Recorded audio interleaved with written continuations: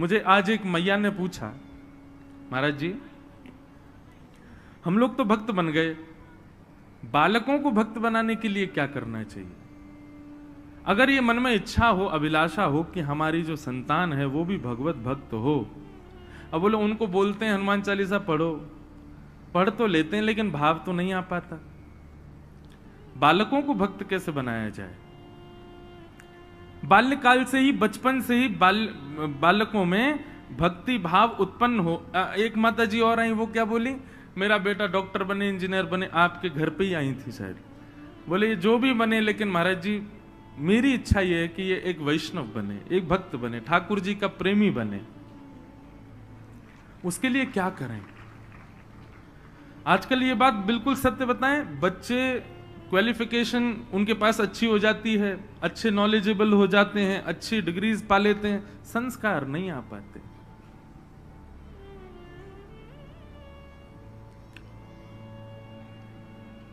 ठाकुर जी का भक्त यदि चाहते हैं कि बालक बने तो सबसे पहले अपना भक्त बनाओ उनको। जब तक आप अपना भक्त नहीं बनाएंगे वो ठाकुर जी के भक्त नहीं बन सकते। जबरदस्ती हम आपसे खुल के कह रहे हैं, 6 साल 7 साल 8 साल 9 साल के बच्चों को जबरदस्ती शाम को बैठाओ अपने पास, बोलो पैर दबाओ चलो हमारे। सबसे पहले मातृ पितृ भक्त बने वो, तभी ठाकुर जी का भक्त बन पाएगा, नहीं तो नहीं बन सकता। ये हम गारंटेड कह रहे हैं आपसे। यदि मातृ पितृ भक्त नहीं है तो ठाकुर जी का होकर के भी ठाकुर जी उसको कभी दृष्टि से देख नहीं सकते। सबसे पहले आप अपना भक्त बनाओ। और भाई सीधी बात है कि ठाकुर जी अपनी चरण सेवा तब देते हैं, पहले वो चेक करते हैं कि भाई तुझको सेवा करनी आती है कि नहीं। कहीं किसी को जॉब लेनी हो तो उससे पूछा जाता है तुमने पहले कहीं करी है कि नहीं। ऐसे ही ठाकुर जी सीधे अपने चरण नहीं देते, पहले देखते हैं, हाँ गुरुजनों की सेवा की है, माता पिता की सेवा की है, परिवारी जनों की सेवा की है, तब ठाकुर जी को लगता हाँ सेवा इसके पास है तो ये हमारी भी कर सकता है। सबसे पहले बालकों को अपना भक्त बनाओ। माता पिता का अधिकार है चढ़ करके कहें हमारी सेवा करो। उनको बचपन से जबरदस्ती मंदिर में मत बैठाओ। वो जबरदस्ती से की गई भक्ति तामसी और हो जाती है, उससे उनका और ज्यादा मन उखड़ जाता है। पर हां आपकी जबरदस्ती भी करेंगे, थोड़ा तो प्रेम है ना आपके प्रति, क्योंकि माता पिता हो। अपना वैष्णव भक्त बनाओ पहले। जब आपके भक्त बन जाएंगे तो ठाकुर जी के नाव भी बने तो भी उनका कल्याण हो जाएगा। आपके भक्त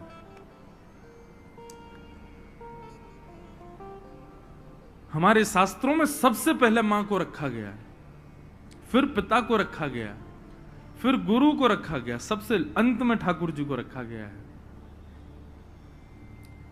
इसलिए आजकल के बच्चों को जब हम देखते हैं तो मन में भाव आता है कि अच्छे स्तरीय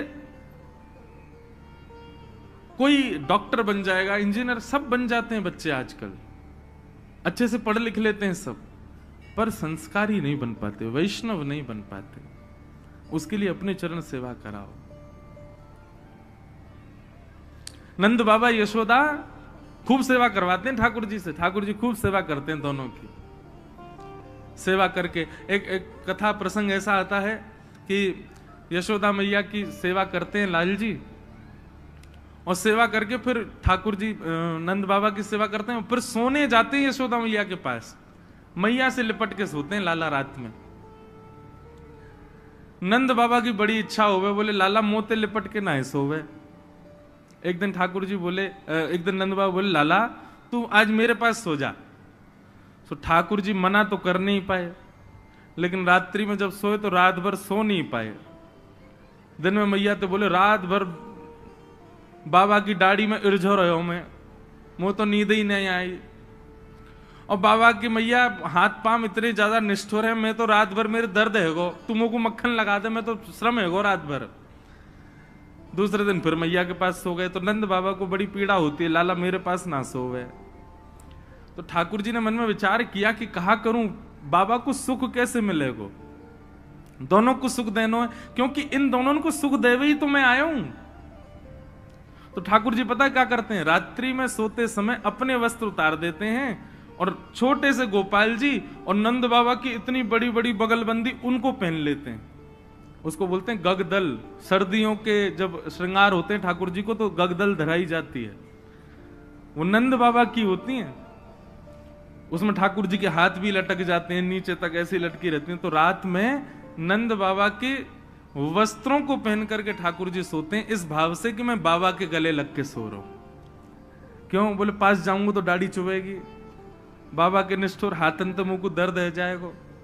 तो वस्त्र नंद बाबा के पहनते हैं और लिपट के यशोदा मैया से सोते हैं, दोनों को सुख प्रदान करते हैं। क्योंकि बंधुओं यही उद्देश्य है, मातृ पितृ भक्त बने हम, तब ठाकुर जी हमको स्वीकार करेंगे। जो मातृ पितृ भक्त नहीं है ठाकुर जी उसको स्वीकार नहीं कर सकते। इसलिए आजकल के बालकों को आप उनको जबरदस्ती आप उनको गायत्री, मैं कई घरों में जाता हूं, बच्चे गायत्री मंत्र सुनाते हैं, गायत्री नहीं सिखानी चाहिए। अभी उनको याद कराओ लेकिन बुलवाना नहीं चाहिए।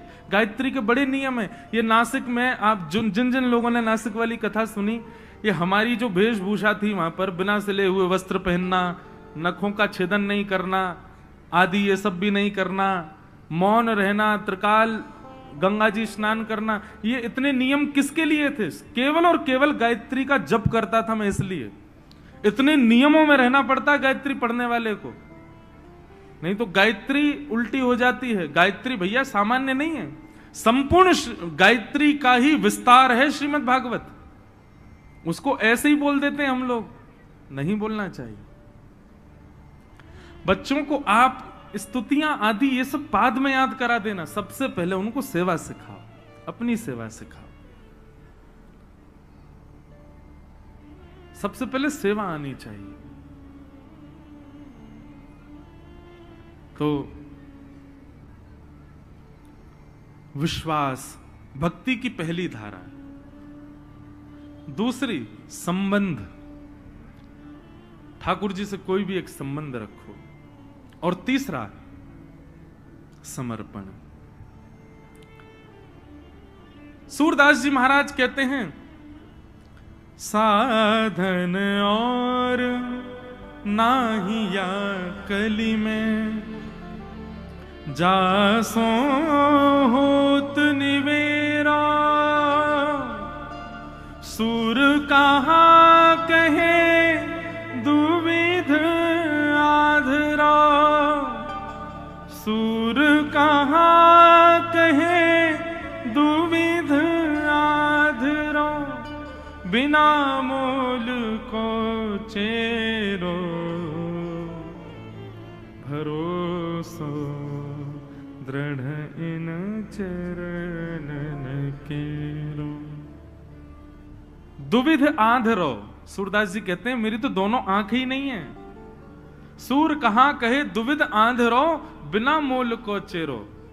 केवल और केवल अपने गुरु के चरणों के प्रति मेरा इतना विश्वास कि मैं दो नेत्र होते ना होते हुए भी ठाकुर जी की लीला का दर्शन करता हूं। सूरदास जी महाराज ने जैसा दर्शन किया वैसा दर्शन हम नेत्र पाने के बाद भी नहीं कर सकते ठाकुर जी का। सूरदास जी का दर्शन देखा कभी? शोभित कर नवनीत लिए, घुटरुन चलत रेनु तन मंडित गो रोचन तिलक किए। सूरदास जी का दर्शन है ये। आज हरि देखे नंगम नंगा, मोतिन माल गले और साजे छवि के उठत तरंगा। आज हरि देखे नंगम नंगा, ये सूरदास जी का दर्शन है। बिना नेत्र के वो ऐसा दर्शन करते हैं ठाकुर जी का। हम नेत्र होने के बाद भी नहीं कर पाते, क्यों? साधन तो है, बाइक तो है आपके पास लेकिन पेट्रोल नहीं है, कैसे जाओगे? बाइक तो है, गाड़ी तो है, लेकिन डीजल नहीं है उसमें, तो कैसे चलोगे? ऐसे ही भैया नेत्र तो हैं, कान तो हैं, जीभ तो हैं, हाथ तो है, पैर तो है, 10 इंद्रियां तो हैं, लेकिन विश्वास रूपी, आज की अभी इस उदाहरण के रूप में कहूं तो डीजल नहीं है, विश्वास रूपी, संबंध रूपी और समर्पण रूपी। तो ये सब साधन होने के बाद भी ठाकुर जी दिख नहीं सकते। तो सबसे पहले विश्वास, भरोसा ठाकुर जी के प्रति। और भरोसा ऐसा भैया कि चाहे कितना भी बड़ा पहाड़ गिर जाए, आपका विश्वास नहीं डगमाना चाहिए। इसको कहते हैं अहैतुकी भक्ति। क्या कहते हैं? अहैतुकी भक्ति। चाहे जो हो जाए, आपकी भक्ति ना डगमगाए।